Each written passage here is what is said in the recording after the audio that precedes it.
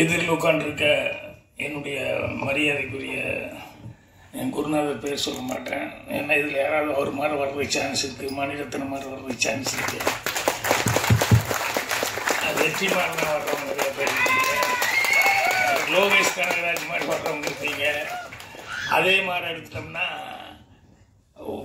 Photography அப்படிங்கிறதுல வந்து PC மாதிரி வர்றவங்க, அதே மாதிரி மியூசிக்கில் வந்து ராஜா சார், ரகுமான் இவங்க மாதிரி வர்றவங்க, இப்படி எல்லாருமே இதுக்குள்ளே வந்து உட்காந்துருக்கிறது வந்து இந்த படங்களை பார்க்கும்போது தெரிஞ்சு இத்தனை பேர்த்துக்கான ஒரு வாய்ப்பு இருக்குது அப்படிங்கிறது. ஸோ இந்த வாய்ப்பை இவ்வளோ சிறப்பான முறையில் வந்து இந்த வாய்ப்பை வந்து இந்த first chance India and Kamala studios அவங்க வந்து அனந்தா ஐயர் தான் வந்து அந்த ஃபஸ்ட்டு வந்து என்கிட்ட கேட்கும்போது நான் உடனே சரின்னு சொன்னேன். ஏன்னா அந்த காலத்தில் வந்து சான்ஸ் தேடும்போது இந்த வாய்ப்பெல்லாம் இல்லை.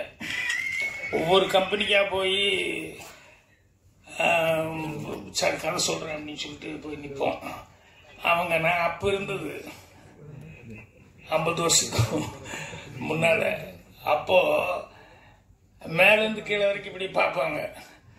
பார்த்துட்டு எங்கே கதை சொல்கிறேன்னு சொல்லி வந்திருக்கான் அப்படின்னு சொல்லிட்டு அந்த பேண்ட் ஷர்ட்டெல்லாம் நீட்டாக போட்டு அவங்க கதை சொல்கிறதுன்னா ஒரு ஜோல்னா பேக்கு, ஒரு ஜிப்பா, அந்த மாதிரி தான் அவங்களுக்கு ஒரு லுக்கு. அதனால் பார்த்துனுமே மேலே இங்கேயும் பார்ப்பாங்க. அப்புறம் சில பேர் கூப்பிட்டு கூட கேட்க மாட்டாங்க. அந்த மாதிரி வந்து ஒவ்வொரு இடமா தேடி தேடி போகிறதுக்கான சூழலாக இருந்தது ஒழிய ரொம்ப சிரமங்கள். ஆனால் இப்போ வர வர வர வர என்னென்னா யாரும் இந்த கம்பெனிக்கு போய் சான்ஸ் தேட வேண்டியதில்லை. இப்படி ஒரு வாய்ப்பு கிடைச்சா அது மூலமாக ஷார்ட் ஃபிலிம் எடுத்து அனுப்பிச்சிட்டு அந்தந்த கம்பெனிக்கு கொண்டு போய் கொடுத்துட்டு வந்துட்டாலே போதும். அவங்களே பார்த்துட்டேன்னா ஒரு 10 நிமிஷம் 15 நிமிஷம் பார்க்குறது யாருக்கு பெரிய கஷ்டமான வேலை இல்லை. அவங்களுக்கு ஃப்ரீயாக இருக்கிற டைமில் அந்த ஷார்ட் ஃபிலிம் பார்த்துக்கிட்டு அவங்களுக்கு பிடிச்சிருந்தா அவங்கள வந்து கால் ஃபார் பண்ணுவாங்க. அதுக்கான நல்ல வாய்ப்பு சூழல் வந்து இப்போ வந்து வந்திருக்கு. இதுக்கு இவங்க வந்து இப்படி நடத்துகிறாங்க. காம்படிஷன் வர்றதுலேயும் உங்களுக்கு வாய்ப்புகள் இருக்குது. நம்மளா செலவு பண்ணி நீங்களே வந்து ஒரு நல்ல படம் எடுத்துகிட்டு அதை கொண்டு போய் ஒரு நல்ல கம்பெனியில் கொண்டு போய் கொடுத்தோம்னா அதை பார்த்துட்டு உடனே கூப்பிட்றதுக்கான வாய்ப்புகள் இருக்குது. இதெல்லாம் வந்து இன்றைக்கி இருக்கிற சூழலில் வந்து ரொம்ப ஈஸி ஆயிடுச்சு. அதனால் எனக்கு அப்போது இது மாதிரிலாம் ஒன்றும் இல்லையே அப்படிங்கிறது ஒரு பெரிய குறையாக இருந்தது. ஆனால் வர வர இப்போ வந்து இப்போ எல்லாத்துக்கும் அந்த வாய்ப்பு வந்துருச்சு அப்படின்னு சொல்லும்போது அதனால தான் நிறைய யங்ஸ்டர்ஸ் வந்து வர்றதுக்கான வாய்ப்புகள். அதே மாதிரி இப்போ நாங்கள் கொஞ்சம் தெலுங்கு படம் ஆக்ட் பண்ணுறதுக்காக போயிருந்தேன். தெலுங்கு தமிழ் சேர்ந்த படம். அதில் கூட அசிஸ்டன்ட் ஆயிடுச்சு. ஏடி பார்த்தோம்னா 3 பொண்ணுங்க ஏடி வேலை பார்த்துக்கிட்டு. என்னன்னா முன்னால் வந்து பொண்ணுங்க அப்படிங்கிறதெல்லாம் வந்து இதுக்கு பசங்களே முதல்ல விட மாட்டான். அது இன்னும் கூத்தாடுற வேலை போடா அப்படின்னு சொல்லிட்டு அதை வந்து ஒரு ரெகனைஸே பண்ணிக்கல சினிமா அப்படிங்கிறத.